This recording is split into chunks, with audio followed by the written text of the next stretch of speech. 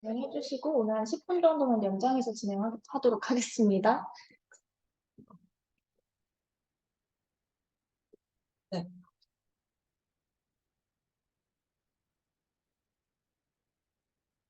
바로 6주차 클러스터 아날리시스를 주제로 발표를 바로 시작하도록 하겠습니다. 6차는 아까 말씀드린 것 같이 다음 것 같고, 이제 군집 분석이 뭔지를 먼저 설명을 드리면, 군집 분석이란 이제 동질성이 높은 오브젝트끼리 서로 클러스터로 묶는 다변형 기법을 군집 분석이라고 부릅니다.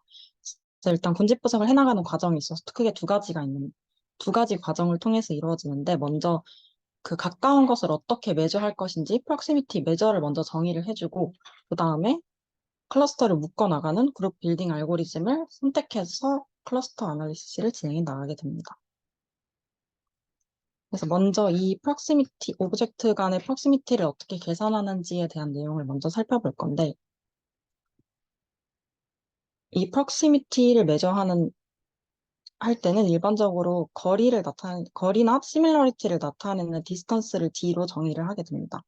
그래서 이제 만약에 n개의 관측치가 있다고 하면 1부터 n까지 각 D1, 2 같은 경우에는 1과 2 사이의 거리 또는 시밀러리티를 계산하는 값을 D1, 2 이런 식으로 정의를 해나가게 되고 당연히 얘는 시메트릭하기 때문에 여기 있는 원소들만이 의미가 있게 될 것입니다. 일반적으로 L2놈을 가장 많이 쓰고 오늘 알고리즘에서 사용될 놈들이 거의 다 L2놈이라고 보시면 되고 이제 어, 먼저 그 바이너리 스트럭처에 대한 오브젝트에 대해서 먼저 설명을 드릴 건데 얘는 일단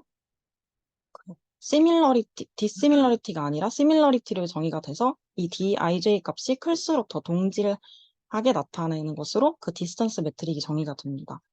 그래서 먼저 여기서는 만약에 우리가 이진법으로 정의된 스트럭처에 대해서 유클리디안 디스턴스를 사용하게 되면 xik가 0인 경우랑 1인 경우를 동일하게 취급하게 되기 때문에 프록시미티 매저를 이용하게 됩니다. 그래서 여기 있는 식과 같은 프록시미티 매저가 정의가 됩니다. 그래서 여기서 이진법이 기 때문에 이 두 개의 스트럭처를 비교할 때 둘 다 1이면 A1으로 포함시키고 10이면 A2, 01이면 A3, 00이면 A4 이런 식으로 정의가 되고 각각의 메소드는 이 델타 값이랑 람다 값을 바꿔준 것으로 여러 가지 매트릭이 정의가 되게 됩니다. 그래서 가장 저희가 일반적으로 쉽게 가장 일반적인 게 이 심플 매칭 델타랑 람다 값이 둘 다 1인 경우는 그냥 모든 변수분에 이제 똑같은 거에 개수만 해주는 것이 가장 일반적인 경우라고 보시면 될 것 같고 0,1을 대입한 자카드 방법의 경우에는 이제 00인 경우는 아예 무시한 방법 그리고 타미노토 방법의 경우에는 이 0일 또는 10을 갖는 값에 대한 웨이트를 좀 더 가중시킨 메소드라고 이해를 하시면 될 것 같습니다.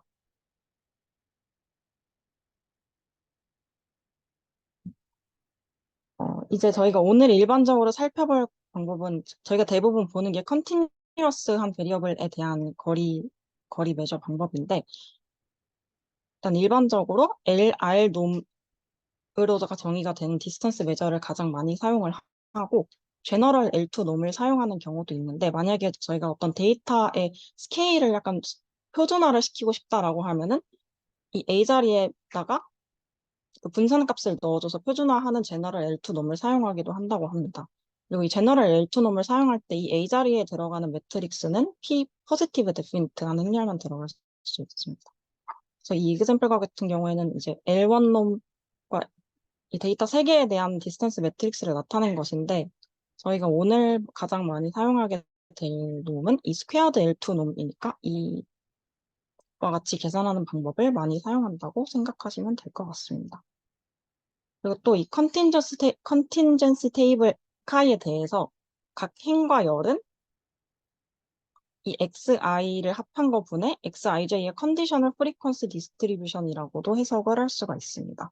그래서 만약에 가장 간단하게 그냥 2x2 분할표를 생각해 보면 우리가 i1 행이랑 i2 행을 비교하기 위해서 이와 같은 카이 제곱 매트릭을 사용하면은 이 행에 대한 매트릭을 계산하는 식이라고도 해석을 할 수가 있습니다. 이제 1부에서 가장 중심이 되는 내용으로 여기까지가 이제 그 디스턴스 매트릭을 고르는 단계고 그 다음은 이제 클러스터를 묶어나가는 알고리즘에 대해서 설명을 하겠습니다. 1부에서 소개할 내용은 전통적인 클러스터 알고리즘 방법으로 크게 두 가지로 나눌 수가 있는데 비계층 알고리즘이랑 계층 알고리즘으로 나눌 수가 있습니다. 이 둘의 가장 큰 차이점은 일단 비계층 알고리즘과 같은 경우에는 이터레이션을 진행시킴에 따라서 그 데이터들의 그룹이 바뀐다는 특징이 있고 이 계층 알고리즘에서는 한 번 데이터의 그룹이 정해지면 바뀌지 않습니다. 합쳐 나가는 과정이기 때문에. 그래서 계층 분석과 같은 경우는 오른쪽 그림과 같은 덴드로그램으로 그려나가는 방법이고 또 다른 차이점은 이제 그 데이터의 크기 측면에서 비계층 방법은 데이터의 저장이 필요 없어서 좀 더 큰 데이터셋에 적용이 가능하다는 장점이 있고 계층 방법은 비교적 큰 데이터셋에 적용이 불가능합니다. 그리고 비계층 방법의 경우에는 우리가 시작할 때 K라는 클러스터 개수를 픽스해서 출발을 하고 계층 방법은 다 하나로 묶은 다음에 우리가 원하는 K 값에 따라서 K 값을 후에 설정을 하는 알고리즘입니다. 그래서 먼저 이 비계층 방법인 파티셔닝 알고리즘에 대해서 먼저 설명을 드리도록 하겠습니다. 일단 이 파티셔닝 알고리즘은 이제 클러스터의 개수 K를 먼저 정하고 그 다음에 이 디스턴스 메저를 최소화하는 파티션 S를 구해나가는 알고리즘인데 이 중에 가장 대표적이고 많이 쓰이는 방법이 K-민스 메소드입니다. 이 K-민스 메소드가 이번에 저희 파이널 프로젝트와도 관련성이 있다고 하니까 잘 알아두시면 좋을 것 같습니다. 그래서 이제 K-민스 클러스터링의 목표는 이제 디스턴스 베이스드 이 오브젝티브 펑션을 미니마이즈 하는 것이고 여기서 나타낸 것 같이 유클리디안 거리의 제곱으로 계산을 해 나갑니다. 그래서 처음에 초기 파티션 셋을 먼저 지정을 한 다음에 그 다음에 이 모든 데이터 포인트와 이 데이터가 속한 클러스터의 센트로이드와의 거리를 계산해서 가장 가까운 그룹에 재배치를 해주는 과정을 이 데이터 셋이 바뀌지 않을 때까지, 즉 컨버지 할 때까지 바꾸어 나가는 알고리즘입니다. 이제 예시를 살펴보자면 일단 이 4개의 아이템에 대해서 K 클러스터의 개수를 2개로 정의를 하고 이니셜 셋부터 출발해 나가면 먼저 A, B랑 C, D로 이니셜 셋을 설정했다고 하면 AB와 민으로 센트로이드를 계산해주면 각각 2,2와 마이너스 1, 마이너스 2 값을 갖게 됩니다. 그래서 이제 여기서부터 원소들을 다른 클러스터로 옮길지 말지를 결정해야 되는데 A를 AB의 중심과 CD의 중심까지의 거리를 비교해보니 AB의 중심까지의 거리가 더 가깝기 때문에 얘는 옮기지 않고 그대로 놔두고 다시 B를 AB의 센터와 CD의 센터까지의 거리를 계산해보니까 CD의 센터까지 더 가깝기 때문에 B를 CD에 속한 셋으로 옮겨줍니다. 그럼 이제 파티션 셋이 A랑 BCD로 바뀌게 된 것이죠. 그래서 다시 이 상태에서 BCD 중에서 A에 더 가까운 점들이 있는지를 확인해 보면 없기 때문에 이와 같이 파티션이 컨버지했다고 볼 수가 있습니다. 그래서 이 K-민스 메소드의 알고리즘을 짤 때는 계산 비용의 효율성을 위해서 석세시브 컴퓨테이션을 사용하는데 우리가 만약에 파티션 셋을 바꿨으면 센트로이드를 다시 계산해줘야 되기 때문에 계산해줘야 되는데 이전의 평균과 데이터셋 하나만 변화시키는 석세시브 컴퓨테이션을 사용해서 계산의 효율성을 좀 더 높여준다고 합니다. 이제 다음으로 이제 이 파티셔닝 알고리즘에서는 클러스터의 개수를 미리 정한다고 했는데 이를 설정하는 기준에 대해서 알아보도록 하겠습니다.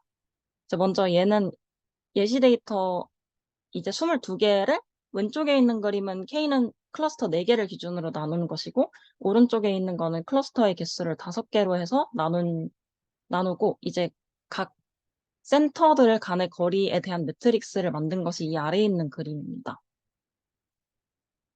이때 어떤 K 값이 옵티멀한지 옵티멀리티의 비교는 이제 클러스터 내의 베리어빌리티 변동에 대한 클러스터 간의 베리어빌리티를 기준으로 합니다. 그래서 만약에 클러스터 내의 변동에 비해서 클러스터 간의 변동이 크면은 잘 분류된 것이기 때문에 여기 나타나 있는 F 값의 식이 클수록 더 군집화를 잘했다고 볼 수가 있습니다. 또한 또 이 K 개수를 설정한 기준에는 이와 같은 식들을 사용한다고 하는데 이제 B가 between, W가 within을 나타내는 수치들이고 이제 이 표를 참고하시면은 이 B와 W를 계산하는 방법을 참고하시면 될 것 같습니다.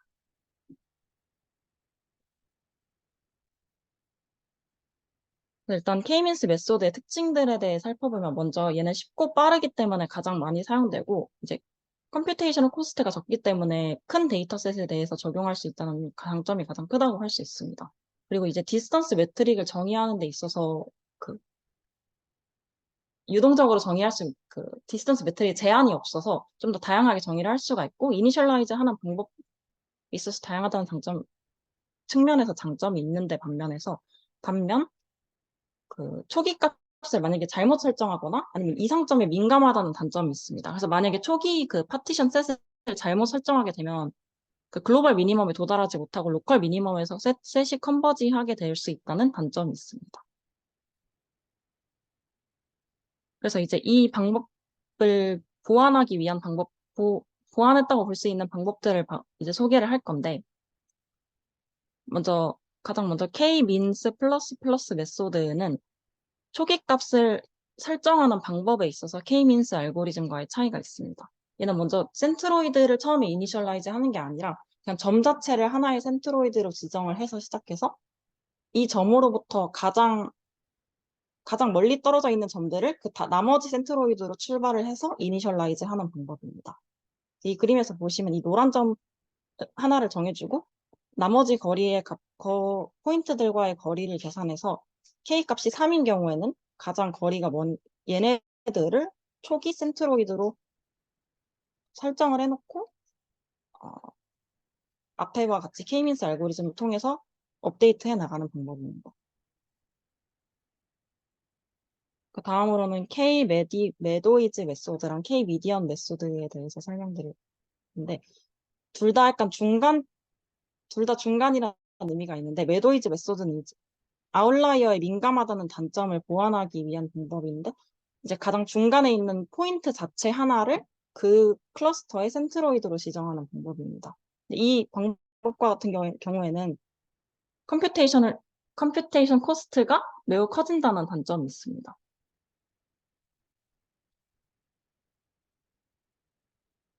그리고 오른쪽에 있는 K-미디언 메소드의 경우에는 미디언을 정의하는 것인데 이 왼쪽에 있는 것과의 차이가 얘는 데이터 포인트 자체가 센트로이드가 되는 거고 미디언 메소드와 같은 경우에는 이 각각의 X 각각의 디멘션에 대한 미디안 값을 설정해줘서 여기서는 세로축에 대해서는 이 4와 7의 미디언 그리고 가로축에 대해서 마찬가지로 미디언인 이 가운데 값을 센트로이드로 정하는 방법임을 알 수가 있습니다.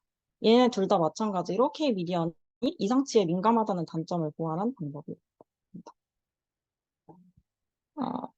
이제 비계층 방법으로 소개해드릴 마지막 방법이 퍼지 K-means 메소드입니다.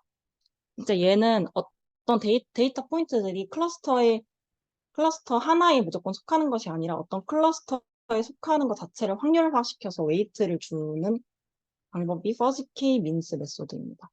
그래서 각 데이터가 어떤 클러스터에 속할 확률을 WIJ라고 정의를 합니다. 그래서 여기서는 이제 오브젝티브 펑션이 군집 내 오차 제곱 합을 최소화하는 과정으로 알고리즘이 진행이 되게 되고 오른쪽에 있는 알고리즘을 살펴보시면 먼저 K 값을 정하고 여기서는 이니셜라이즈를 셋을 이니셜라이즈 하는 게 아니라 이 웨이트 IK라는 매트릭스를 무작위로 설정을 하게 됩니다. 근데 무작위로 설정을 하는데 고려해야 될 부분이 이제 웨이트라는 게 확률이니까 여기 있는 매트릭스를 보시면 어떤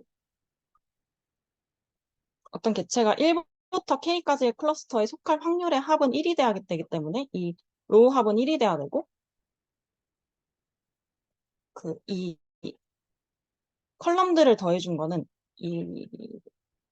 어떤 군집 안에 있는 데이터들의 확률 합인데 걔가 만약에 0 또는 n이 되게 되면 군집화를 하는 의미가 없기 때문에 이 웨이트를 설정하는 데 있어서 이 두 가지 그 컨스트레인트를 갖게 됩니다. 그래서 먼저 웨이트 매트릭스를 무작위로 설정을 하고 그 다음에 뮤를 계산하고 다시 뮤에 따라서 웨이트 매트릭스를 재계산하고 이제 W 매트릭스가 수렴할 때까지 3, 4, 이 뮤제이와 웨이트 매트릭스를 재계산하는 방법으로 알고리즘이 돌아가게 됩니다. 그래서 이제 뮤제이랑 웨이트 매트릭스가 어떻게 정의를 되는지를 보려면 우리의 목표가 이 오브젝트 펑션을 미니마이즈 하는 거니까 얘를 뮤제이에 대해서 편미분해주고 WIJ에 대해서 편미분해주면 이와 같은 식을 얻을 수 있습니다. 그래서 얘네들이 각각 뮤제이와 WIK의 업데이트 식이 됩니다. 그래서 이제 이 WIK 식을 보시면 이제 P값도 우리가 정의를 해줘야 되는데 P값이 커질수록 퍼지해지기 때문에 퍼지하다는 것은 각 군집의 평균이 전체 평균과 가까워지기 때문에 이 군집화를 하는 의미가 모호해질 수 있어서 일반적으로 P 자리에 2를 넣어서 사용을 한다고 합니다. 그래서 사용되는 매트릭스 그 업데이트 룰은 다음과 같다고 보시면 될 것 같습니다. 네, 여기까지가 그 비계층 군집에 대한 설명이었고 이제 다음으로 계층 군집에 대한 설명을 드리자면 아까 말씀드렸다시피 그 가장 모든 오브젝트를 각각의 클러스터로 생각해서 가까운 애들끼리 묶어나가는 방식입니다.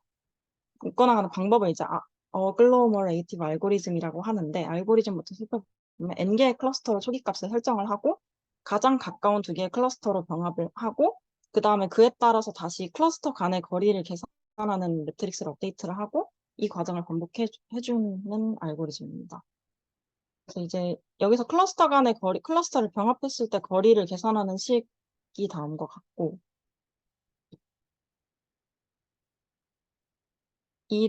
이 디스턴스 매트릭을 정의를 하는 방법에 따라서 알고리즘의 종류가 나뉘게 됩니다.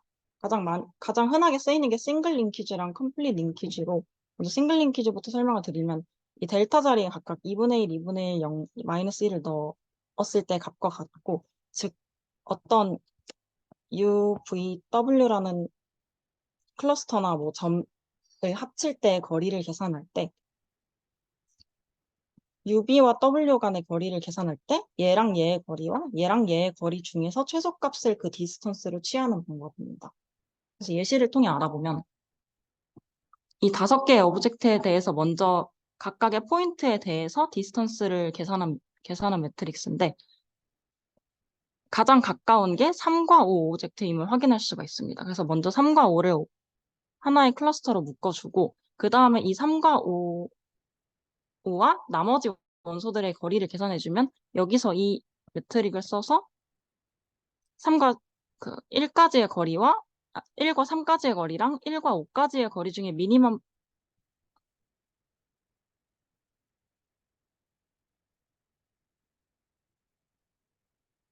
값을 취하고 이런 식으로 해서 이 클러스터와 나머지 원소들의 간의 거리를 계산하는 것을 업데이트해 나가는 방식입니다. 그래서 가장 가까운 거를 3과 5를 묶어주고 그 다음에 매트릭스를 업데이트 했을 때는 이 1과 3, 5라는 군집이 가장 가깝기 때문에 1과 3, 5를 묶어주고 그 다음에 2와 4를 묶어주고 마지막으로 하나로 합쳐 나가는 방식이 가장 싱글 링키지 방법입니다. 이 두 번째 예시를 보시면 이 처음에 그 가장 가까운 애들을 선택하는데 거리가 1인 애들이 지금 3개가 있는데 먼저 얘네들은 묶어주고 I와 FR과 SP는 한 번에 묶을 수가 없는 게 만약에 얘네들을 한 번에 묶으려면 이 3개 간의 모든 거리들이 1이라는 값을 가져야지 가장 동일하게 가깝게 있다고 볼 수가 있는데 얘네들은 여기 있는 값은 2가 되기 때문에 처음에 먼저 D, A와 N을 묶어주고 그 다음에 네, 이와 같은 방식으로 이 덴드로그램에서 세로축에서 그 거리의 값이 같이 최소화가 되는 것을 이렇게 단계적으로 바꾸어 나가는 군집이라는 것을 생각하시면 될 것 같습니다. 그래서 이 그림을 보시면, 그래서 이 싱글 링키지는 가장 가까운 점을 거리로 취한다는 점에서 만약에 엘립티컬한 피겨에 대해서는 가장 가까운 원소를 취하기 때문에 이질적이지만 미니멈 값이 작아서 컨퓨전이 일어날 수 있다. 또는 체이닝 이펙트, 그 가장 가까운 애들을 거리를 취해서 묶어나가는 효과가 있기 때문에 이 군집 내에 그 이질성이 큰 개체들이 하나로 묶일 수 있다는 특징이 있다고 합니다. 이제 컴플리트 링키지는 방금 설명드린 싱글 링키지랑 비슷한데 이번에는 최저값이 아니라 최대값을 거리로 취하는 방식입니다. 아까 방금 처음 설명드린 예시랑 똑같은 매트릭스에 대해서 이제 3과 5랑 이 군집이랑 나머지를 거리를 계산하는 데 있어서 아까와 다르게 맥스 값을 취해서 업데이트를 한다. 그리고 나머지 방식은 방금 설명드린 싱글 링키지랑 동일하다고 보시면 될 것 같습니다. 이제 에버리지 링키지의 경우에는 이 군집 내에 속한 원소의 개수에 가중치를 둬서 계산하는 방법입니다. 그래서 만약에 우리가 이 두 군집과 나머지의 거리를 계산하고 싶다 하면은 뭐 이 안에 속해 있는 데이터 포인트의 개수의 비가 1대2다라고 하면은 1대2만큼의 웨이트를 줘서 계산하는 방식이라고 보시면 될 것 같습니다.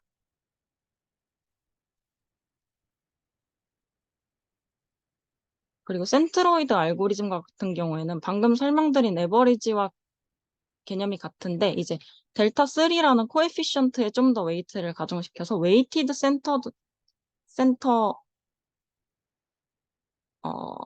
이 델타 3라는 코에피션트만큼의 가중치를 둔 방법으로 에버리지 알고리즘과 비슷한 논리입니다.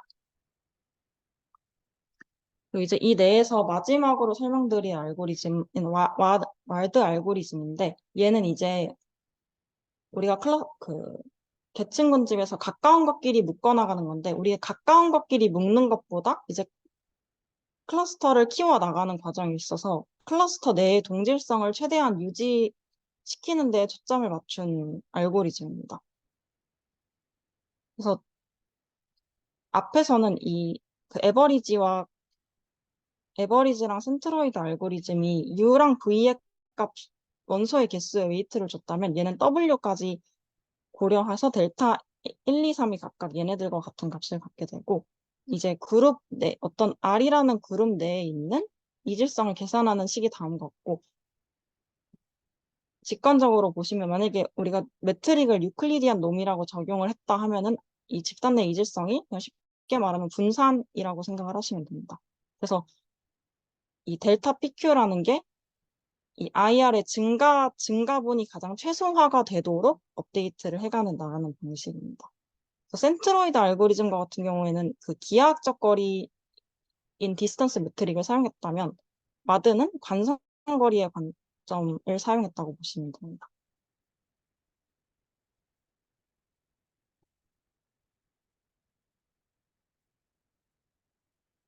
이제 마지막으로 설명드릴 내용이 이제 어, 오늘 발표 내용에서 가장 통계적인 내용에 가까운 내용인데 이제 통계 모델을 기반으로 한 클러스터링은 앞에서 본 클러스터링 기법들은 이제 데이터들이 이렇게 분포되어 있는 것에 대한 분포 가정을 하지 않았는데 여기서는 우리가 관측한 데이터들이 특정 분포로부터 관측이 되었다라고 가정을 했을 때의 클러스터링 방법에 대해서 알아보겠습니다.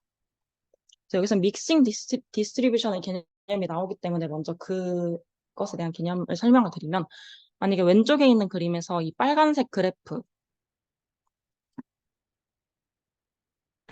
하나의 분포로 가정을 한다고 하면은 적합이 잘못될 확률이 높기 때문에 이 파란색 세 개의 정규 분포가 혼합되었다고 생각하는 것이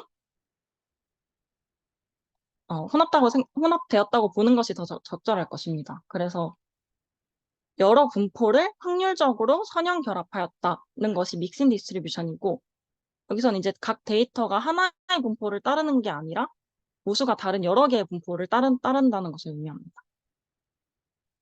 그래서 일반적으로 이 믹싱 디스트리뷰션은 정규 분포 또는 다별량 분포를 가정합니다. 그래서 클러스터링 관점에서 옆에 그림을 보시면 정규 분포의 선형결합으로 표현된 오른쪽 그림이 더 데이터를 잘 직관적으로 설명하는 것을 보실 수 있습니다. 이제 클러스터링에서 가장 많이 사용되는 모델은 데이터가 어떤 분포를 따르는 클러스터로부터 나왔는지에 대한 확률을 다음과 같은 식으로 표현합니다. 이게 무슨 말이냐면 이제 데이터가 PK의 확률로 FK의 분포를 따른다라고 이해를 하시면 됩니다. 그래서 이 믹스처 모델에서 가장 많이 쓰이는 다변량 분포를 가정하면 관측값 X에 대한 확률이 이 식과 같이 계산합니다. 그래서 우리가 추정하기 위해서 라이클리후드랑 그 MLE 값을 구해주면은 P1부터 PK까지 그리고 뮤1부터 뮤K까지 시그마 1부터 시그마 K까지를 추정해야 되는데 이 관측값 X에 대한 확률이 다음과 같이 계산이 되는 것이고 이제 여기서 클러스터는 중심에 몰린 타원형이 되게 됩니다. 그래서 우리가 그 여기서의 모델 셀렉션이 클러스터링 기법과 연관된다고 보시면 되는데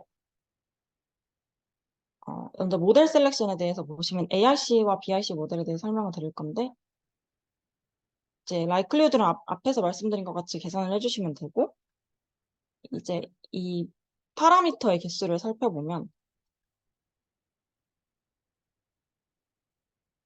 이 ARC 식에 있는 게 이 모든 이 시그마에 대한 특별한 가정 없이 모수의 개수를 세주게 되면은 P개의 평균을 갖고 이제 매트릭스의 모든 원소도 지금 우리가 추정해야 되는 모수이기 때문에 2분의 P 곱하기 이만큼의 베리언스가 K개에 있어서 모수가 총 이만큼으로 계산이 됩니다. 근데 여기서 가장 많이 쓰이는 게 이 시그마 이 공분산 행렬이 아이덴티티 매트릭스 곱하기 상수꼴로 가정을 하는데 얘가 이제 K-민스 클러스터링이랑 왈즈 메소드로 어프록시메이트 된다고 합니다. 그래서 이때의 모수의 개수를 구하면 이 행렬에서 에타라는 스케일링 상수의 개수만 더해주면 되기 때문에 민의 개수 더하기 K가 모수의 개수가 되는 것이고 만약에 우리가 이 각각의 그 클러스터마다 에타 값이 다르다고 가정을 하면 K 더하기 K-1만큼의 모수가 추가되고 왜냐면 P1부터 PK까지의 합이 1이 돼야 되기 때문에 모수의 개수는 K-1개라고 보시면 되기 때문에 민의 개수 더하기 K일링 개수 K 더하기 PK에 대한 모수 K-1개와 같이 계산이 되고 마지막으로 대각 원소들이 다르게 정의가 되면은 민의 개수 더하기 평균의 개수 확률 합에 대한 개수 그리고 다이아고널 원소 개수까지를 모수로 갖는 방법으로 우리가 모델 셀렉션을 할 수가 있습니다. 그래서 또 ARC 또는 BIC의 기준에 의해서 가장 잘 들어맞는 모델을 설정하면 되고 여기 부호도 일반적으로 쓰는 거는 ARC가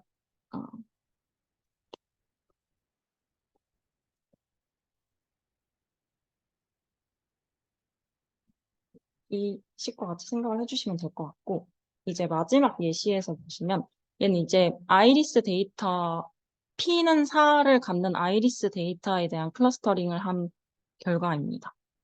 여기서 위에 있는 거는 먼저 시그마 K를 앞에서 두 번째 줄에 있었던 것 같이 에타 K I를 공분산 행렬로 가정을 하고 K는 3으로 나왔을 때 BIC 크라이테리언에서 가장 모델 기준으로 적합을 시켰을 때의 결과가 다음과 같다고 합니다. 그래서 오른쪽에 있는 그림이 얘를 나타낸 것이고 이제 K 값도 저희가 임의로 설정을 해줄 수가 있기 때문에 K 클러스터의 개수를 9개까지 늘려서 BIC를 비교했을 때는 또 다른 결과가 나와서 클러스터 값이 2개일 때 가장 BIC가 작게 나오더라. 그래서 아까 말씀드린 그 MLE 추정으로 평균이랑 공분선 행렬에 대한 추정을 하는 것이 아래에 있는 결과입니다. 네, 그래서 이게 아이리스 데이터에 대한 클러스터링 베이스드 스태티스티컬 모델에 대한 예시였고 네, 1부 발표는 여기까지입니다.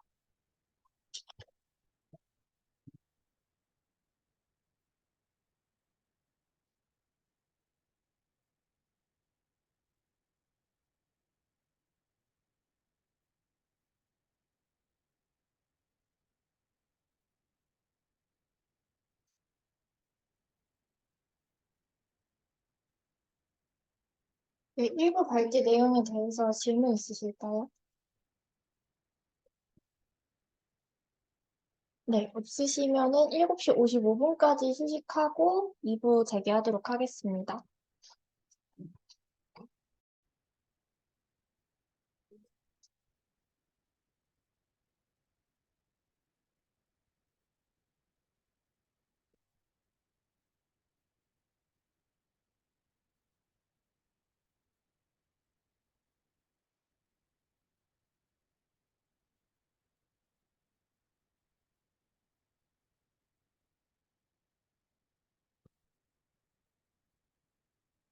네, 2부 발제를 시작하도록 하겠습니다.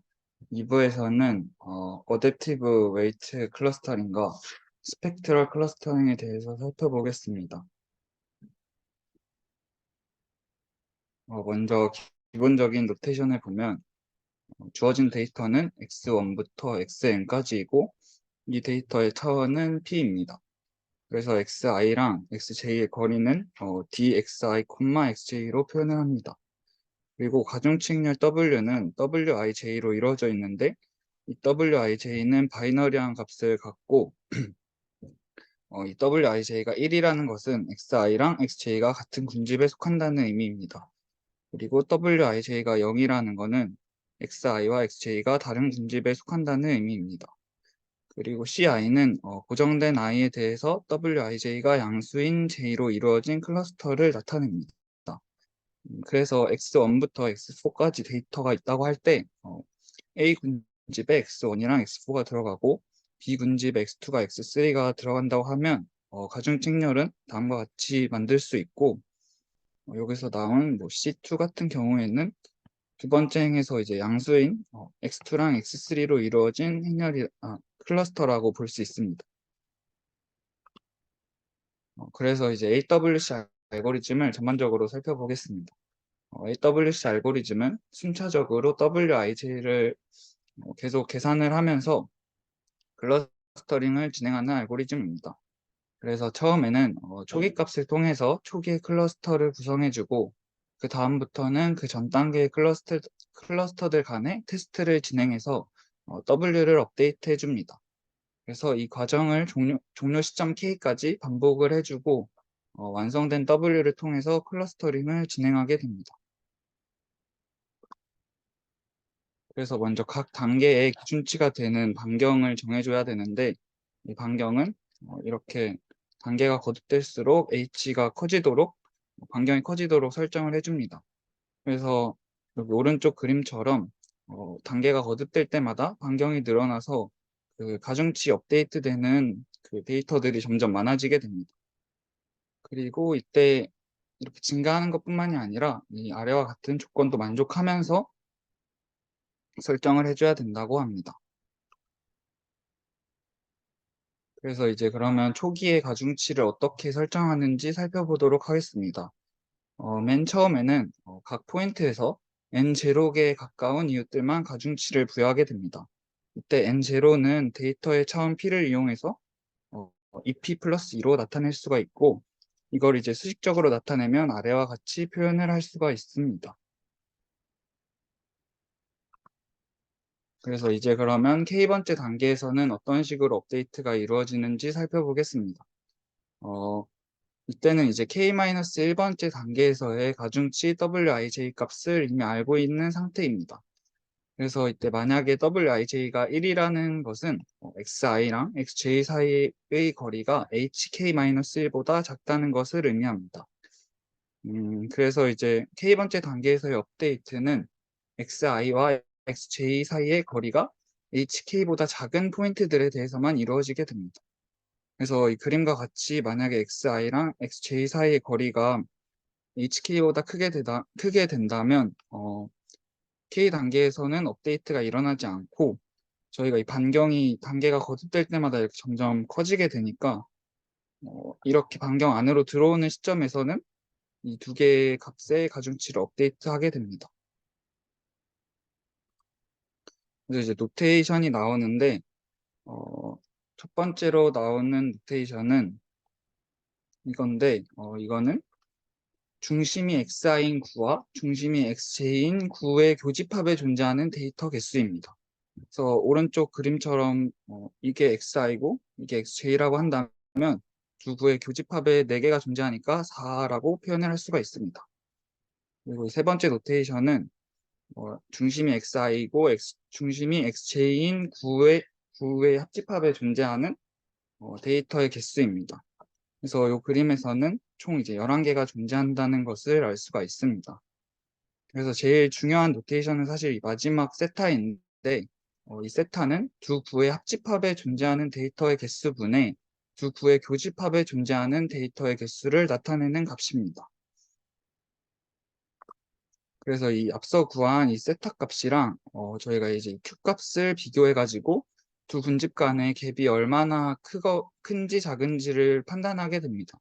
그래서 이때 이 q는 두 구의 합집합의 부피분의 두 구의 교집합의 부피를 나타내는 값입니다. 그래서 이 앞에 세타는 합집합과 교집합 간의 데이터의 개수의 비율이고 이 q는 부피의 비율을 나타내게 됩니다. 그래서 이 첫 번째 그림처럼 합집합에 존재하는 데이터의 개수에 비해서 교집합에 존재하는 데이터의 개수가 적으면 세타가 q보다 작다는 뜻이고 이 경우에는 직관적으로 두 클러스터를 이렇게 하나로 합치기보다는 이렇게 나누는 게 더 좋다고 판단할 수 있습니다. 따라서 세타가 q보다 작으면 군집 간의 차이가 크다는 것을 의미하고 이때는 두 군집을 합치지 않는 게 좋다는 걸 알 수 있습니다. 그래서 이 두 번째 그림처럼 합집합에 존재하는 데이터의 개수에 비해서 교집합에 존재하는 데이터의 개수가 많다면 세타가 q보다 크다는 것을 의미하고 이 경우에는 직관적으로 이 두 클러스터를 이렇게 나누기보다는 이 두 개를 합쳐주는 게 더 좋다고 볼 수가 있습니다. 그래서 따라서 세타가 q보다 크면 군집 간의 차이가 작다는 것을 의미하고 두 군집을 합치는 게 좋다는 걸 알 수 있습니다.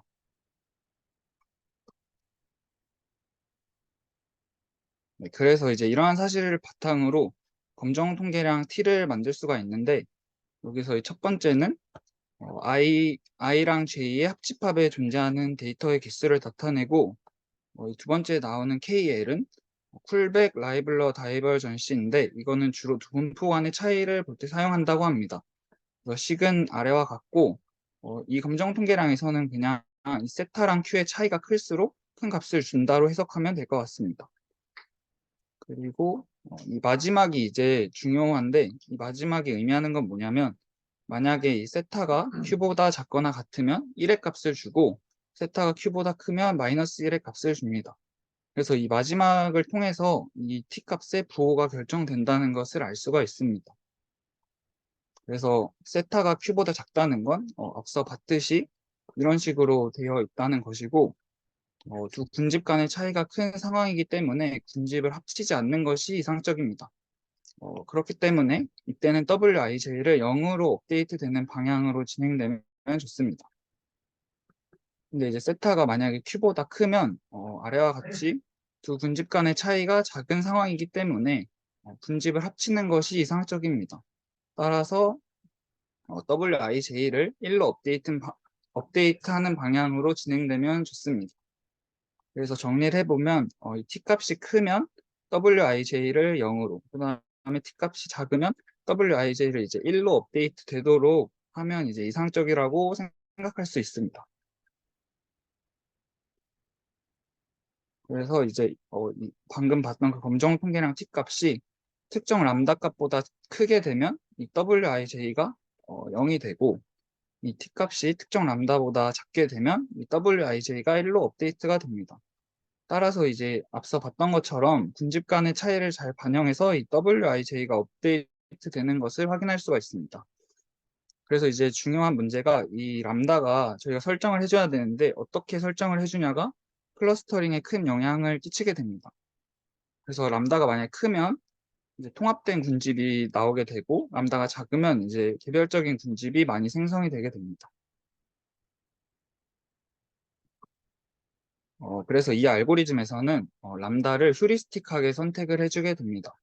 그래서 이 S 람다가 의미하는 건 뭐냐면 알고리즘을 진행하고 마지막 단계에서 나오는 W 행렬의 모든 성분을 더한 값입니다. 그래서 이제 저희가 람다 값을 계속 바꿔가면서 S 람다 값을 계산하고 이 S 람다가 급격하게 만약에 변하는 경우가 있으면 그 직전의 람다를 선택을 해줍니다. 그리고 만약에 이제 S 람다가 변하는 구간이 여러 개라면 각각의 람다를 비교해 가면서 선택을 해주게 됩니다. 그래서 마지막으로 알고리즘을 살펴보면서 정리를 해보면 먼저 각 단계의 기준이 되는 반경을 설정을 해주고 초기에 이 가중치를 설정을 해줍니다. 그리고 그 다음부터는 검정 통계량 T를 만들어서 테스트를 진행하여 W 값을 업데이트 해줍니다. 그래서 이러한 과정을 계속 반복해서 마지막 단계까지 간 다음에 최종적으로 나온 W 행렬을 통해서 저희가 클러스터링을 진행을 할 수가 있게 됩니다. 그래서 이제 두 번째로 스펙트럴 클러스터링에 대해서 살펴보도록 하겠습니다.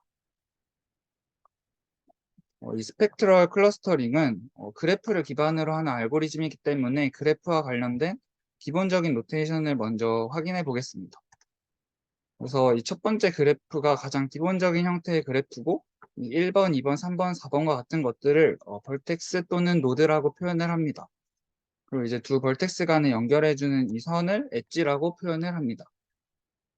그래서 이 두 번째 그래프는 첫 번째 그래프와 다른 점이 그냥 엣지로 이렇게 연결되어 있는 것이 아니라 가중치가 부여돼서 이렇게 연결된 그래프입니다. 그리고 이제 이 엣지가 방향성이 이렇게 존재할 수도 있는데 저희가 이제 앞으로 이 알고리즘을 볼 때 모든 그래프는 이 두 번째 경우처럼 방향성이 없고 가중치가 존재하는 그래프라고 가정을 하고 진행을 하도록 하겠습니다. 그래서 이제 weighted adjacency matrix라는 게 나오는데 이걸 이제 W로 주로 표현을 하고 이 두 번째 그래프에 대한 W 매트릭스는 이와 같습니다. 그래서 이 1번 노드가 2번 노드랑 가중치 2로 연결되어 있으니까 여기에 2의 값을 주고 1번 노드랑 3번 노드가 3의 가중치로 연결되어 있으니까 여기 3의 값을 주고 4번이랑은 연결되어 있지 않으니까 이렇게 0의 값을 주면서 만들 수 있습니다. 그리고 이제 자기 자신과는 이제 0으로 표현을 해서 만듭니다. 그래서 이거를 모든 노드에 대해서 하면 이 W 행렬을 쉽게 만들 수 있습니다. 그리고 이 디그리 매트릭스는 D로 표현을 하고 이거는 대각 행렬인데 이때 대각 성분을 이제 아래와 같은 공식을 통해서 만들 수 있습니다.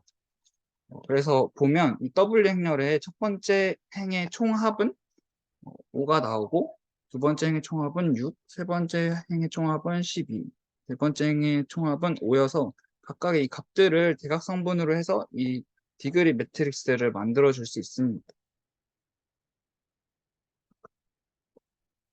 그래서 이제 만약에 그래프가 이렇게 존재한다고 할 때 1번, 2번, 3번이 A 그룹에 속한다고 가정을 해보겠습니다.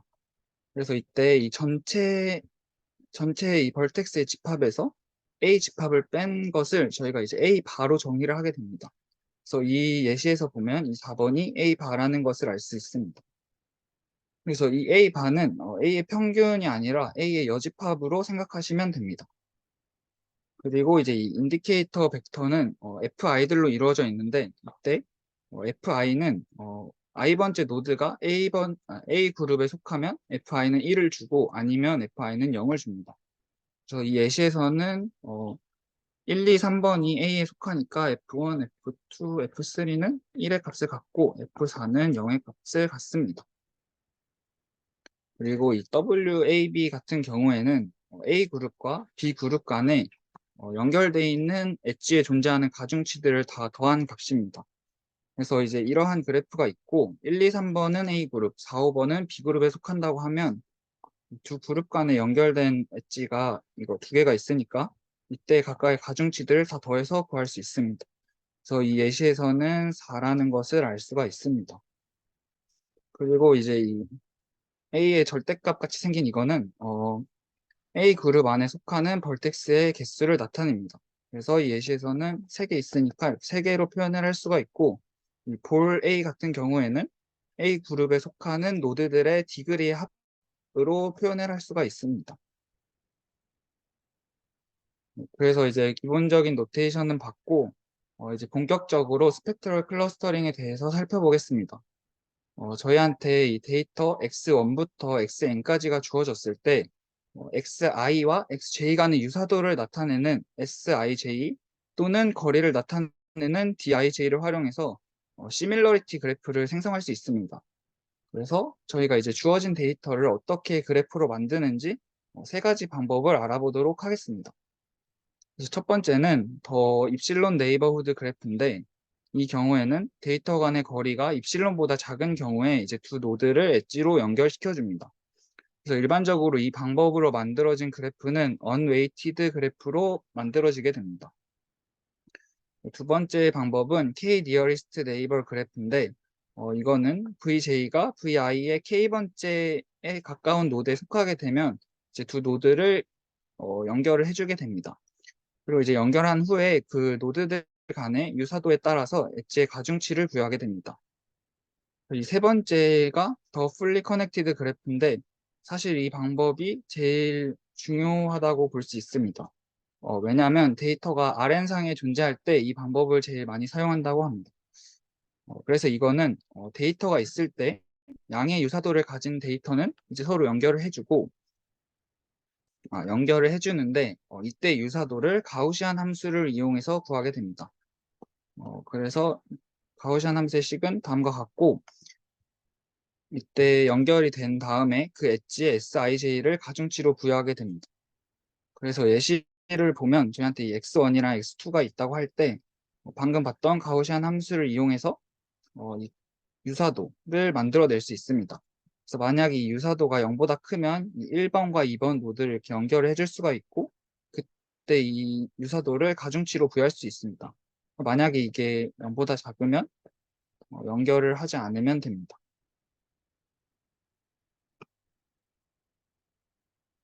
그래서 지금까지 데이터를 어떻게 그래프로 만들 수 있는지를 봤고 이제 라플라시안 행렬에 대해서 살펴보겠습니다. 그래서 아까 앞서 말씀드린 대로 이 그래프는 undirected하고 weighted한 그래프로 가정하겠습니다. 그래서 아까 앞서 본 이 그래프 예시인데 저희가 이 D 행렬이랑 W 행렬을 만들었었습니다. 그래서 이 라플라시안 행렬은 어떻게 나오게 되냐면 이 D 행렬과 W 행렬을 빼주면 됩니다. 그래서 이렇게 계산을 한 결과가 이렇게 나오게 되고요. 이 라플라시안 행렬은 이제 여러 가지 특징들을 갖게 됩니다. 첫 번째 특징은 Rn상에 존재하는 모든 벡터 F에 대해서 F'LF가 이제 다음과 같은 값을 가진다는 것입니다. 그래서 이거가 유도되는 과정은 뒤에 있어서 궁금하신 분들은 뒤를 참고해 주시면 감사하겠습니다. 그래서 여기서 중요한 거는 Wij가 0보다 크거나 같은 값이고 여기가 이제 제곱이기 때문에 이 F'LF가 0보다 크거나 같은 값을 가진다는 게 중요한 특징입니다. 그래서 이로 인해서 L이 이제 포지티브 세미 데피닛을 만족하게 되고 이 D 행렬과 W 행렬 모두 시메트릭한 행렬이기 때문에 라플라시안 행렬 역시 시메트릭한 성질을 갖습니다. 그래서 이 라플라시안 행렬의 가장 작은 고유값이 0이고 그에 상응하는 고유 벡터들이 이제 1로 이루어진 벡터들인데 그건 이제 이 라플라시안 행렬의 모양을 보면 쉽게 알 수가 있습니다. 그래서 이거는 각 행을 다 더하게 되면 0의 값을 가지게 됩니다. 그래서 여기에다가 이 벡터를 곱해주게 되면 각 행의 합은 0이기 때문에 다음과 같이 나오고 이거는 곧 이거랑 같기 때문에 고유값이 0일 때 이제 1로 이루어진 벡터랑 벡터가 이제 고유 벡터가 된다는 사실을 알 수 있습니다. 그리고 또 이 라플라시안 행렬은 n개의 이제 논 네거티브하고 리얼 밸류드한 아이겐 밸류들을 갖게 됩니다.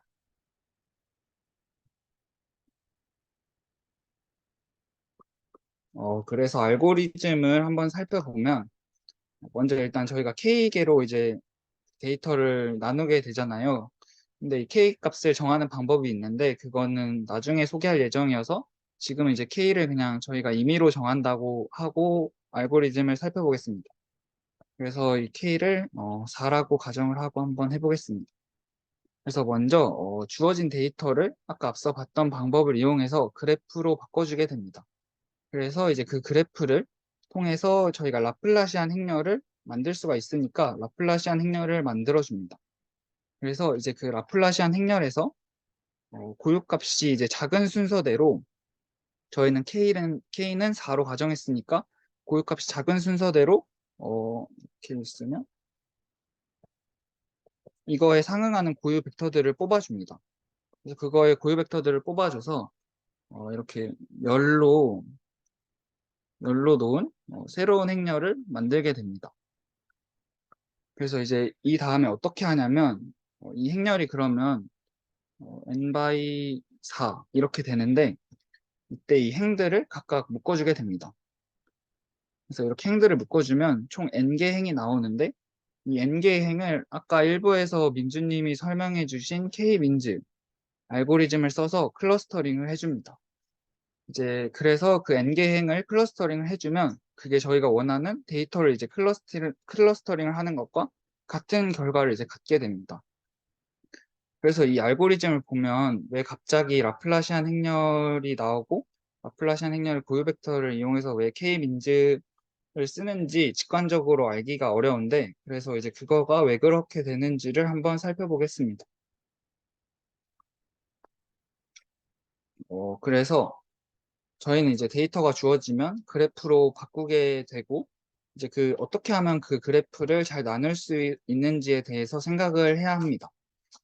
그래서 그래프가 주어졌을 때 서로 다른 그룹 사이의 엣지는 낮은 가중치를 갖도록 그리고 같은 그룹 내에서 엣지는 높은 가중치를 갖도록 나누고 싶습니다. 그래서 이제 컷이라는 것을 사용하게 되는데 이때의 이 식은 그래프를 이제 K개의 그룹으로 나눌 때 사용하는 컷식입니다.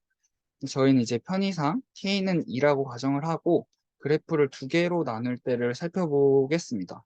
그래서 이제 그때 컷은 아래와 같이 표현을 할 수가 있습니다.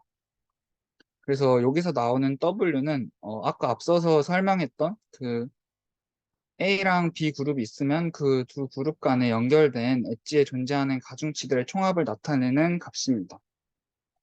그래서 이제 컷을 그러면 최소로 만들도록 그래프를 어떻게 하면 나눌 수 있을까가 이제 저희가 봐야 되는 문제인데, 그래서 예를 들어서 만약 이렇게 그래프를 나눴다고 하면 두 그룹 사이에 연결된 엣지가 여기고 가중치가 5이므로 이때 컷은 2분의 5가 됩니다.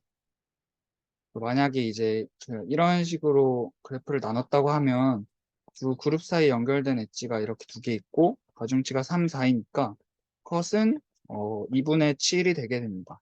그래서 이런 식으로 해보면서 컷을 가장 작게 만들려면 그룹을 어떻게 나눠야 될까를 살펴보면 여기서는 이렇게 나누게 되면 이 두 그룹 사이에 연결된 엣지가 하나이고 가중치가 1이므로 컷이 2분의 1이 나오게 됩니다. 그래서 이제 컷을 최소로 만들도록 그래프를 나눴더니 다음과 같이 이렇게 나누라는 결과가 나오게 되었습니다. 그래서 이제 이 컷을 최소화하는 방법을 사용하게 되면 많은 경우에 이렇게 하나의 노드와 나머지 노드로 이렇게 나누는 문제점이 발생을 한다고 합니다. 그래서 이제 그러한 문제점을 극복하기 위해서 저희는 레이시오 컷이라는 것을 사용하겠습니다. 그래서 이 레이시오 컷은 앞선 컷의 단점을 보완한 것인데 식은 다음과 같고 이때 이 식은 그래프를 K개의 그룹으로 나눌 때 식입니다. 그래서 앞선 경우처럼 저희는 지금 K는 2인 경우를 살펴볼 예정이고 그때의 레이시오 컷은 다음과 같이 표현을 해줄 수 있습니다. 그래서 레이시오 컷을 보면 앞서 봤던 컷에다가 이제 뒤에 다른 텀을 곱해주게 되는데 그래서 이쪽을 통해서 아까 발생했던 그래프를 이제 나눴을 때 노드의 수가 불균형한 문제를 이쪽이 이제 해결을 해주게 됩니다. 그래서 아까처럼 이렇게 1개 대 5개로 나누게 되면 이 값이 이제 이거는 이제 A 그룹의 노드의 개수니까 여기라고 하면 1개고 여기는 이제 5개니까 이 값을 계산해 주게 되면 1.2가 나오게 됩니다. 그래서 이렇게 불균형할 경우에는 이게 큰 값이 나오게 돼서 이 레이시오 컷 값을 올려주게 됩니다. 그리고 반대로 이제 만약에 저희가 균형 있게 세 개, 세 개를 나눠줬다고 하면 이 값이 0.66이 나오고 이제 그렇게 되면 이게 작은 값을 가져서 이 레이시오 컷을 낮춰주게 됩니다. 따라서 이제 레이시오 컷은 앞선 컷의 단점을 보완한 것이고 이 레이시오 컷을 최소로 만들도록 그래프를 나눠주게 된다면 그래프가 이제 특징에 맞게 잘 나눠지게 됩니다. 그래서 다시 스펙트럴 클러스터링으로 돌아오면 우리의 목표는 주어진 데이터를 그래프로 바꾼 다음에 그렇게 해서 만들어진 그래프를 잘 나눠서 데이터를 잘 클러스터링 해주는 것입니다. 그래서 앞서 봤던 것처럼 레이시오 컷을 가장 작게 하는 K개의 그룹으로 그래프를 나누게 되면 저희의 목적에 맞게 그래프를 잘 나눌 수 있게 됩니다. 그래서 이때도 저희는 K는 2로 가정을 하고 그래프를 2개 그룹으로 나눠주는 경우를 살펴보겠습니다. 따라서 그러면 저희 이제 문제는 다음과 같이 레이시오 컷을 최소로 만드는 그룹을 찾아주는 최적화 문제를 풀어주면 됩니다. 그래서 이제 이 벡터 F라는 거를 도입을 해서 이 문제를 해결하는데 이 벡터 F의 엔트리 Fi는 다음과 같이 설정을 해주게 됩니다. 그래서 이 오른쪽에서 보시면 1번, 2번은 A 그룹에 속하니까 이 공식을 따르게 되고 이때 2개, 3개니까 이렇게 만들 수가 있습니다. 그리고 3, 4, 5는 A의 여집합, A 바에 속하게 되니까 다음과 같은 공식을 따르고 이런 식으로 만들어 줄 수가 있습니다. 그래서 이 그 벡터 F의 Fi를 이렇게 저희가 설정을 해주는 이유는 이렇게 설정을 하고 F'L F를 계산하게 되면 다음과 같이 전체 노드의 개수 곱하기 레이시오 컷이 나오게 됩니다. 근데 이때 이 전체 노드의 개수는 사실 상수여서 의미가 없고 이렇게 되면 이제 F'L F가 이제 거의 레이시오 컷과 비례하는 그런 값을 얻을 수 있게 됩니다.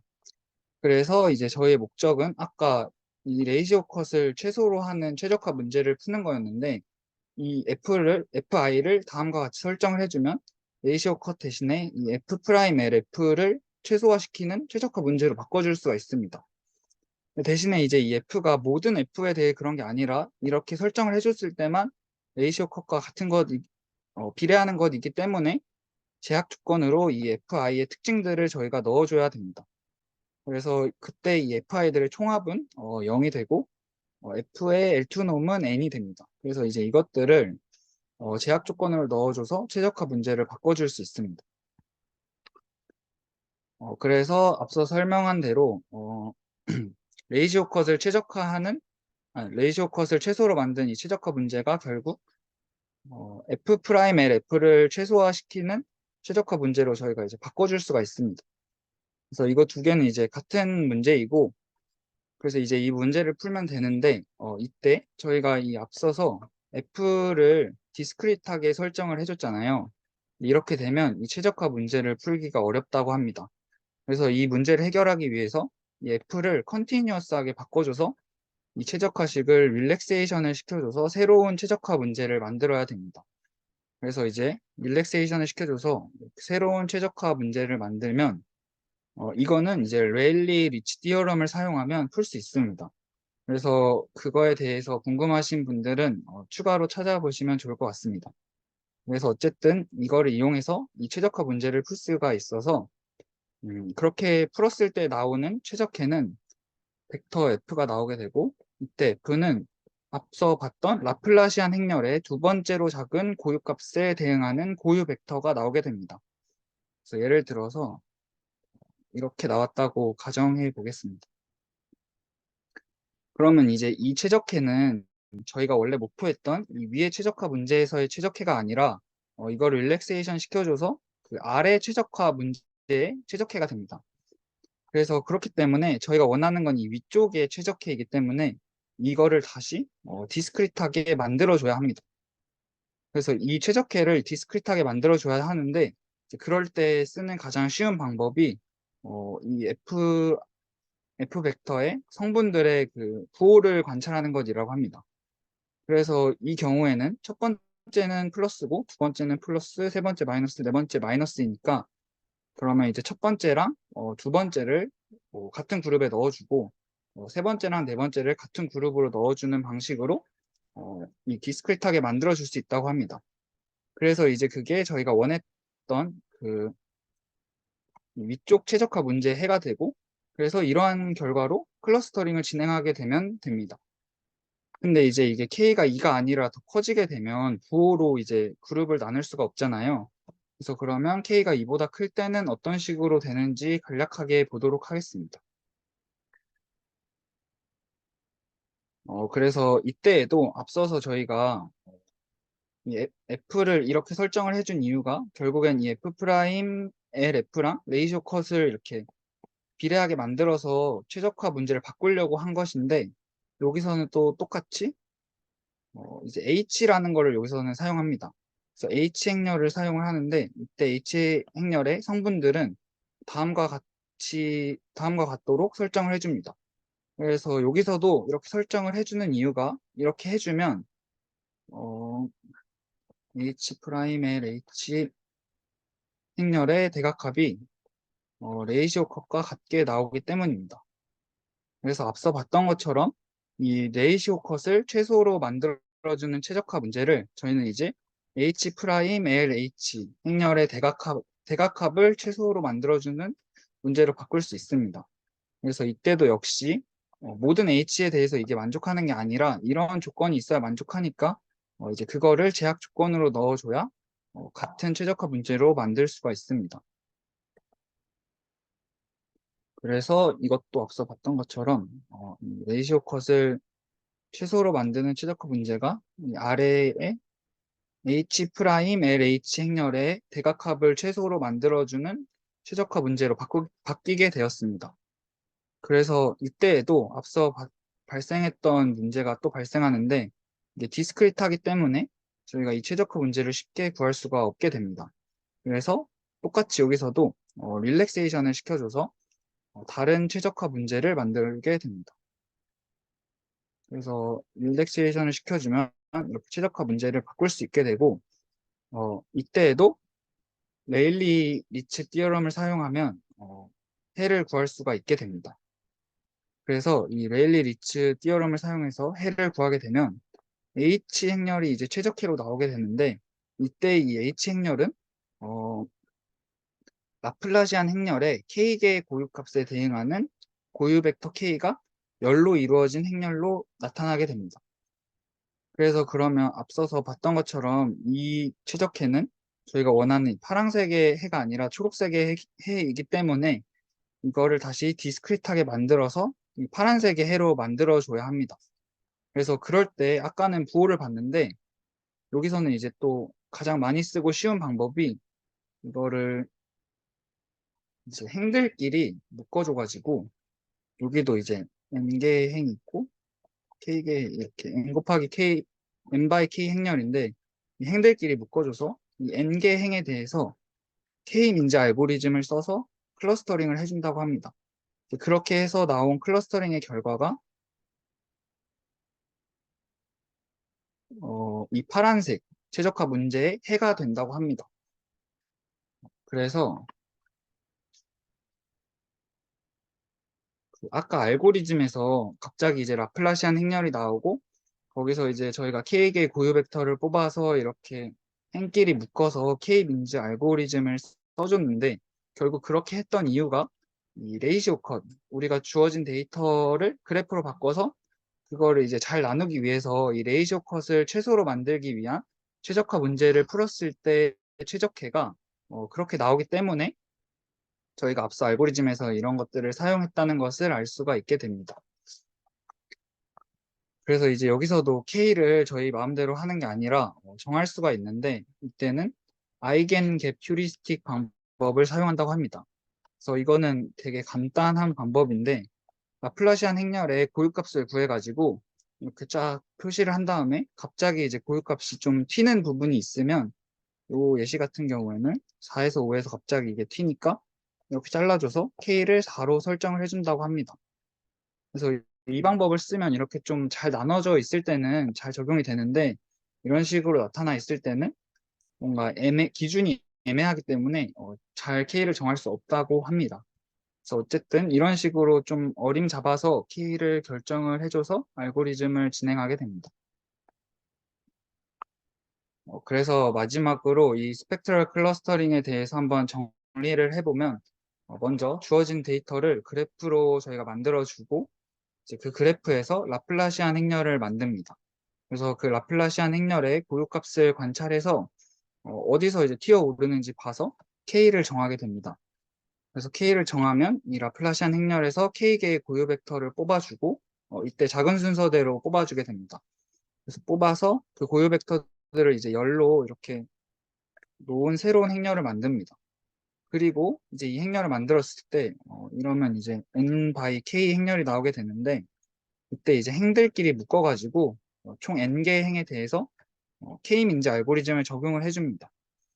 그래서 이제 그렇게 나온 클러스터링의 결과가 그렇게 나온 이제 n개 행의 클러스터링 된 결과를 통해서 저희가 n개의 데이터를 클러스터링 할 수 있게 됩니다. 그래서 지금 이 발제에서는 라플라시안 행렬을 노멀라이즈 시키지 않은 언노멀라이즈 된 라플라시안 행렬만 봤는데 사실 이 라플라시안 행렬을 노멀라이즈 시킬 수도 있고 이제 그렇게 되면 알고리즘이 이제 조금 달라지게 됩니다. 그래서 이제 그 부분에 대해서는 조금 더 공부해 보시면 도움이 될 것 같습니다. 그래서 2부 발제는 여기서 마치도록 하겠습니다. 감사합니다.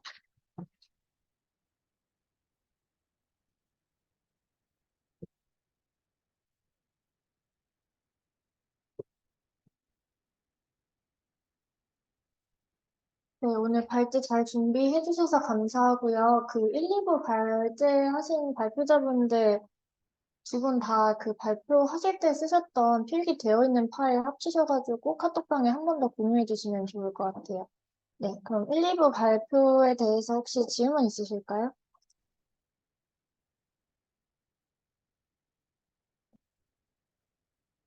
네, 질문이나 피드백 없으시면은 이제 파이널 프로젝트 관련해서 학술부장님께서 좀 설명을 해주시도록 하겠습니다.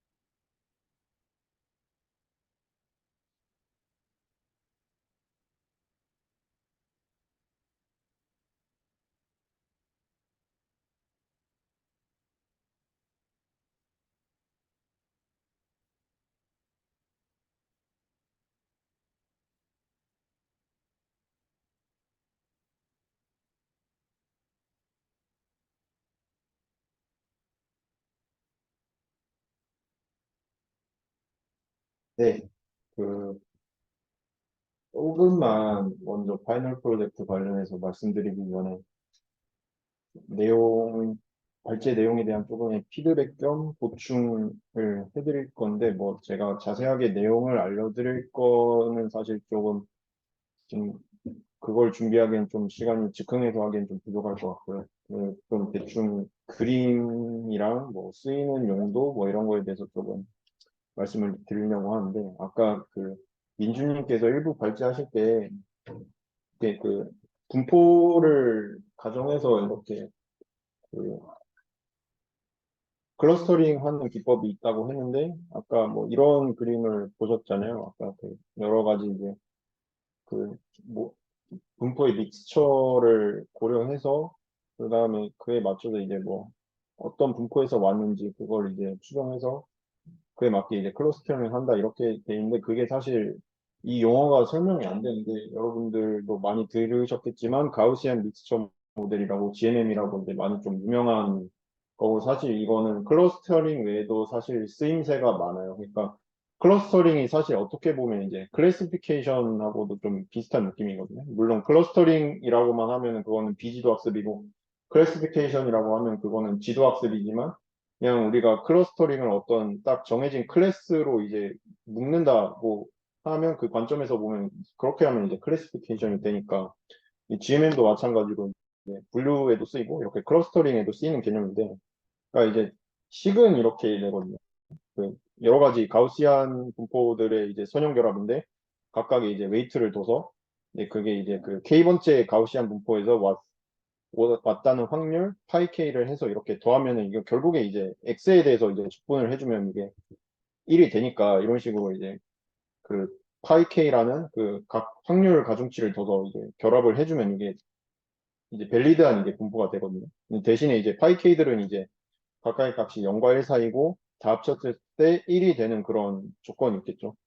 GMM이 이제 클래시피케이션을 하는 방식은 결국에 이렇게 그 XN이라는 어떤 데이터가 주어졌을 때 그게 이제 어 K번째라는 K번째 가우시안 분포에서 왔다는 그 확률은 이제 이런 식으로 더미 베리어블로 저희가 생각을 할 수 있잖아요. 그러니까 GNK라는 게 이제 XI면 I번째 데이터면 이제 GIK가 되는데, 만약 GIK가 이제 1이면 그건 이제 I번째 데이터는 K번째 가우시안 분포에서 온 거고, GIK가 이제 0이면 이제 K번째 가우시안 분포에서 오지 않은 걸로 해서 우리가 이런 식으로 뭐 좀 심플리파이드 하면은 결국에 아까 그 말씀하신 것처럼 이런 식으로 이제 네, 그 로그 라이클리후드를 이제 고려를 해서 이걸 이제 최대화하는 방식으로 이제 저희가 뮤 K랑 뭐 시그마 K 그 다음에 뭐 그런 것들 이제 파라미터들을 이렇게 찾아 나가는데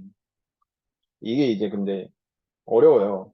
이제 그래서 여기서 나오는 게 이제 EM 알고리즘이라는 방법이거든요. 근데 EM을 들어보신 분들도 있겠지만 EM이 조금 결국에 좀 이것도 이터레이션을 계속 돌리다 보면은 이게 수렴을 해요. 이게 이런 식으로 수도 코드를 해서 돌리다 보면은 이게 더 이상 좀 진전이 안 되는 그런 점들이 찾아오거든요. 그거를 우리가 그 찾고자 했던 뮤 K 그리고 시그마 K 그리고 파이 K로 이제 세팅을 하는 거고, 사실 또 EM이 이거 말고도 좀 쓰임새가 있는 게 지금 2학기 때 임정우 교수님이 하시는 그 정보보 그 수업을 들으시는 분이 혹시 있나요?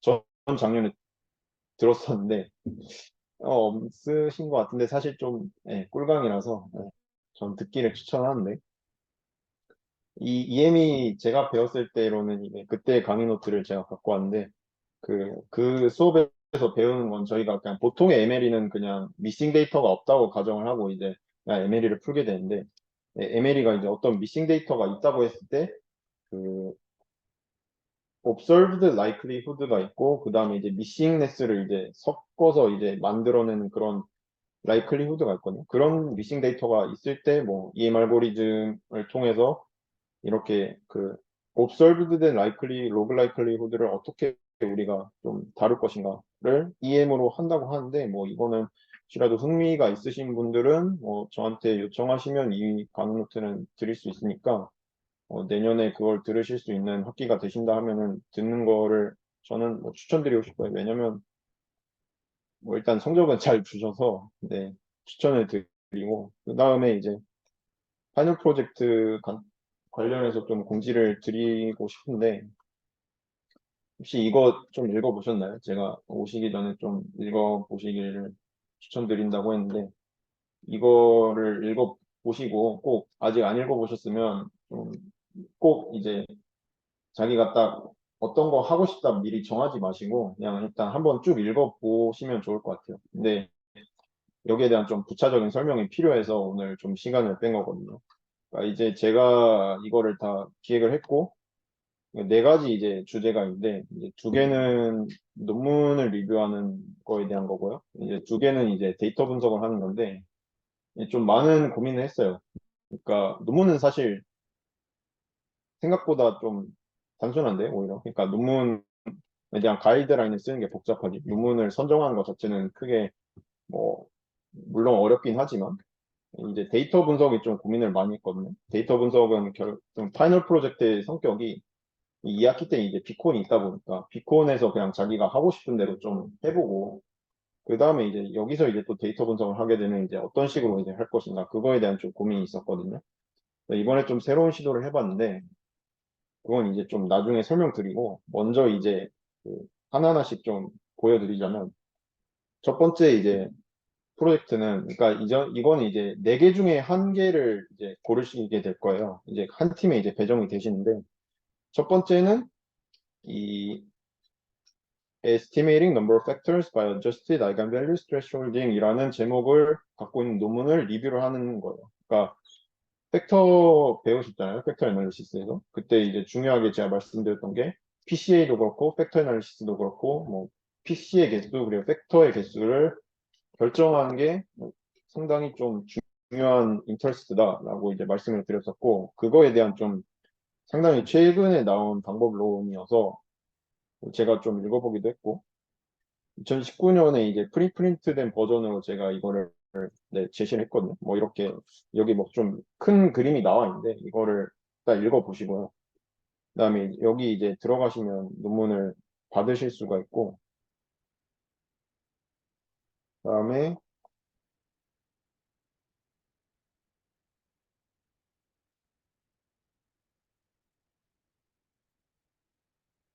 소스 코드도 아마 이렇게 가시면은 나와 있을 거예요. 소스 코드 혹시 안 돼 있다, 그럼 내려져 있다면 저한테 요청하시면 제가 드릴 예정이고, 이 논문은 사실 좀 수학적으로 어려운 게 많기 때문에 여기 제가 가이드라인에도 쓰고 있지만 이거를 프루프나 이런 거를 절대로 막 거기에 집착해서 라인 바이 라인으로 절대 따라가실 필요는 없고, 제가 쓰어드린 가이드라인을 이제 중심으로 그거를 이제 따라서 좀 큰 그림을 읽어 가시면서 내용을 파악하시고, 또 중요한 거는 결국에 이제 흐름이 다 이렇거든요. 어떤 가정상을 두고 어떤 좀 이론적인 그런 컨시스턴스를 보인 다음에 그걸 시뮬레이션 스터디에 적용하는 그런 흐름으로 되어 있는데, 시뮬레이션 스터디가 이제 R 코드가 이렇게 나와 있어요. 그럼 이제 제가 또 가이드라인이 써 있지만 이런 거를 하면서 중요한 게 남이 쓴 코드를 이 노테이션이 이제 논문에서 어떤 거에 해당하고 이런 거에 대한 거를 파악하는 게 사실 되게 중요하거든요. 이런 걸 함에 있어서. 그래서 코드를 가지고 좀 돌려보고 그 다음에 이걸 이제 시뮬레이션을 하면서 이 방법론이 좀 성능이 잘 나온가를 검증하는 거는 이런 식으로 케이스를 둬서 데이터를 이제 생성하는 여러 가지 시나리오를 주고 그에 맞춰서 일단 R에서 데이터를 생성을 해줘요. 그 다음에 그거에 대해서 여기서 제시한 방법론을 썼을 때 팩터의 개수가 잘 이제 적용이 되나. 그러니까 우리가 시뮬레이션을 할 때는, 그러니까 데이터를 먼저 생성할 때는 실제 트루 팩터를 우리가 결정을 하고서 그에 맞춰서 이제 제너레이션하고 그 다음에 그걸 여기서 제시하는 방법론을 적용해서 그 팩터의 개수를 잘 추정하는지를 이제 보는 거죠. 그래서 이제 코드를 이제 만져봐서 어떤 결과가 나왔는지 그런 리프로듀스 한 것까지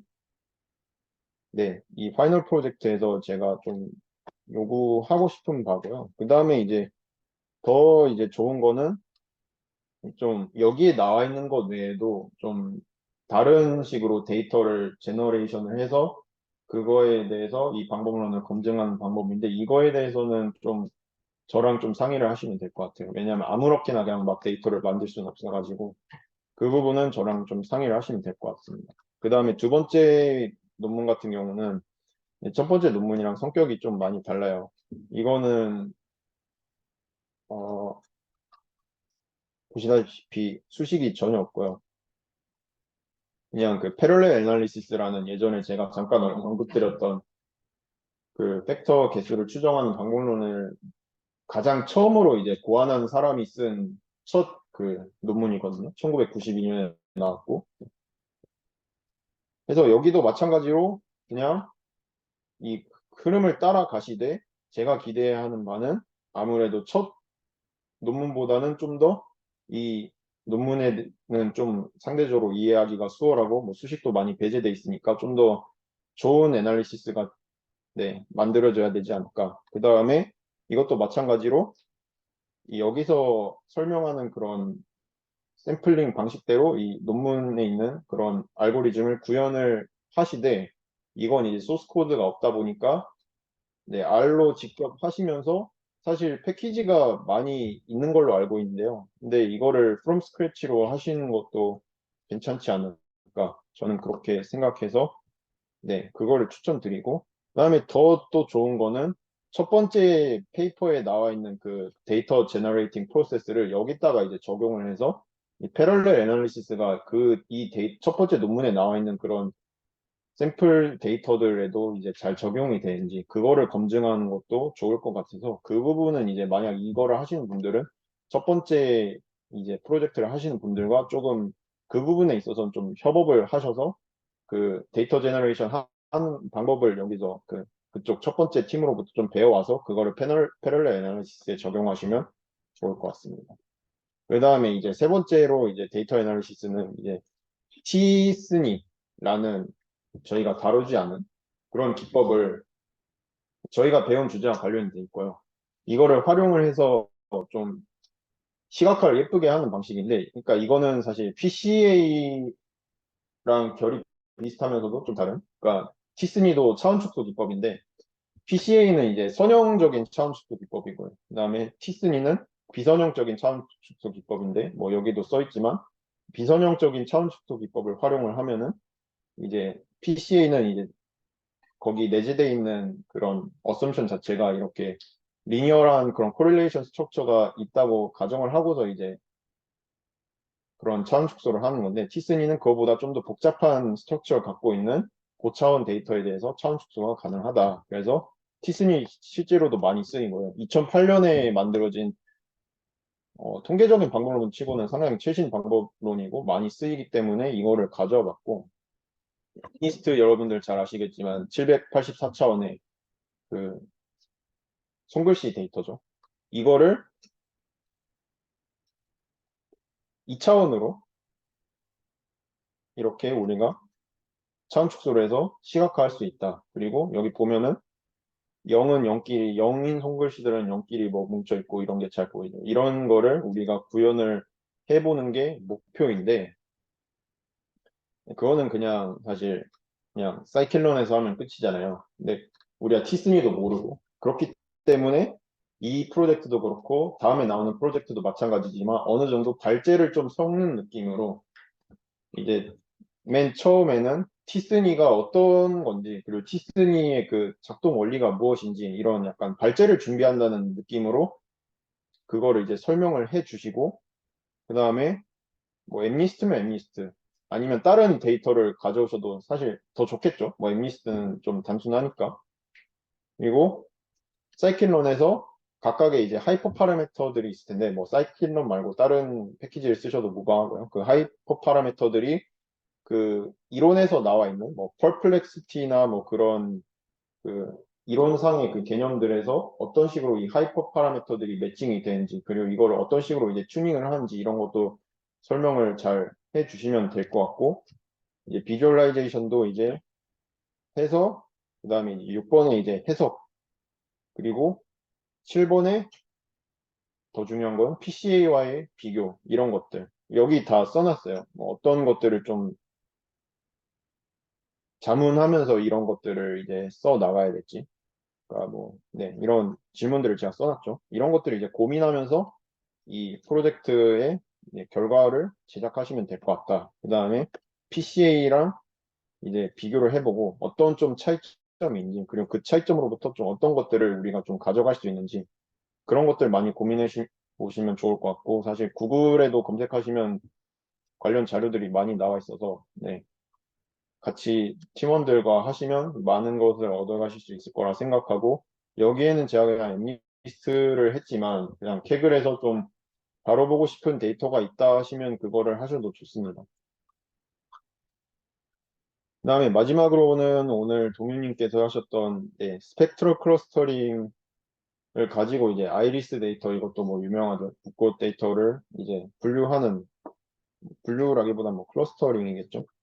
이것도 PCA에서 이제 티스니가 조금 뭐 말하자면 조금 진보된 방식이라면 이것도 아까 일부에서 다뤘던 K-미ન્스 클러스터링이 가지고 있는 어떤 좀 한계점들이 있고 그걸 이제 보완하는 맥락이 있는 건데 스펙트럴 클러스터링이 여기 다 써놨고 이 단편적으로 이 그림만 봐도 좀 차이를 아시겠죠. 사실 이 오른쪽이 조금 진짜 트루 릴레이션십일 텐데 이 파란색과 빨간색에 대해서 파란색을 이렇게 빨간색이 감싸고 있죠. 스펙트럴 클러스터링은 이거를 잘 클러스터링을 한 반면에 K-민즈는 이게 제대로 이루어지지 않은 이런 네, 것들이 있기 때문에 이제 스펙트럴 클러스터링에 대해서 조금 오늘 사실 되게 내용이 좀 어려웠을 수도 있잖아요. 그래서 이것도 마찬가지로 조금 발제 느낌으로 좀 더 여기서 설명되지 않은 개념들이 있다면 좀 설명을 더 해주시고 이런 키워드를 활용하시면 되고 또 마찬가지로 그 데이터를 뭐 아이리스든 다른 데이터든 그거를 가져오셔서 그 데이터에 대한 뭐 점처리가 어떻게 좀 필요한지 그 다음에 어떤 좀 탐색적인 분석이 필요한지 그거에 대해서도 설명을 해주시고요. 뭐 여기 뭐 가우시안 커널이라는 조금 네, 메저가 필요하면 그것도 활용해라 뭐 이런 것도 나와 있고 그다음에 여기서도 마찬가지로 네, 하이퍼 파라미터를 적절히 튜닝을 하는 과정을 설명을 하고 그다음에 각각의 하이퍼 파라미터들이 그 개념상에서 어떤 식으로 일맥상통하는가를 설명을 해주시고요. 그다음에 마찬가지로 뭐 4번, 5번, 6번 뭐 비슷한데 5번 같은 경우는 이제 K-민스 클러스터링하고 뭐 이 스펙트럴 클러스터링이 어떤 식으로 비교되는가 또 뭐 되는데 다른 클러스터링을 하셔도 돼요. 뭐 가우시안 믹스처를 클러스터링을 해서 그거를 이제 스펙트럴 클러스터링과 비교를 하셔도 되고 아니면 다른 클러스터링 방법을 채용하셔서 그거를 이제 스펙트럴 클러스터링과 비교를 하셔도 좋습니다.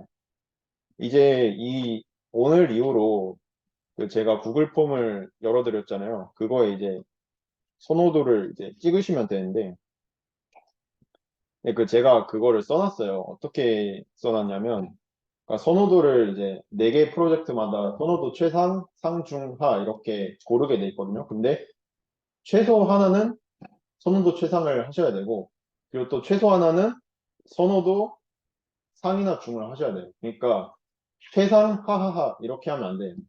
아시겠죠? 왜 그러냐면 사실 저도 여러분들 하고 싶은 거 그냥 다 하게 해서 만약에 다 티스니 하고 싶다 아니면 뭐 다 논문 읽고 싶다 하면 그거 그냥 몰아드리면 되는데 그냥 이거는 제가 좀 고생을 했으니 다 좀 활용을 해 주십사 하는 마음에 네, 그렇게 좀 부탁드리겠고요. 그래서 여러분들 최대한 그래도 뭐 최상으로 다 매치가 안 될 수도 있지만 그래도 상이나 뭐 그런 거 고르신 거로 이제 좀 밸런스 감안해서 이 각각 다 좀 분배를 해드리도록 노력을 할 테니까 아니면 다 최상이면은 다 최상 그거는 그렇게 하셔도 돼요. 뭐 나는 다 재밌어 보이고 뭐 다 하고 싶다 하면은 그렇게 하시면 되고 그래도 꼭 지켜주셔야 되는 거는 최상은 하나 적어도 그리고 상이나 중도 둘 중 하나는 적어도 하나 해서 선호도를 해주시면은 그에 맞게 제가 배정을 해서 네 6일까지 받을 예정이고요. 그거는 6일까지 해주시면 제가 6일에서 뭐 7일 넘어가면서쯤 저로 이제 발표를 해드릴 테니까 그에 맞춰서 좀 여유가 있으니까 네 해주시면 되고 저희 다음 주에는 뭐 따로 세션이 없고 16일 중간 발표 그다음에 맞나요? 아니죠. 23일이죠.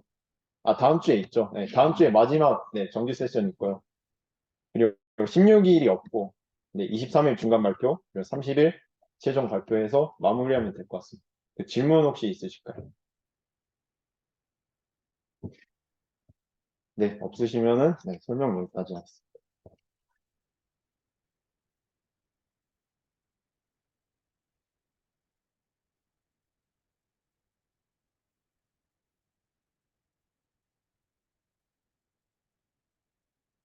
네, 학생부장님께서 굉장히 고생 많이 하셔서 준비해주신 파일을 풀어주시니까 다들 11월 6일까지 구독한 댓글 꼭 부탁드리고요.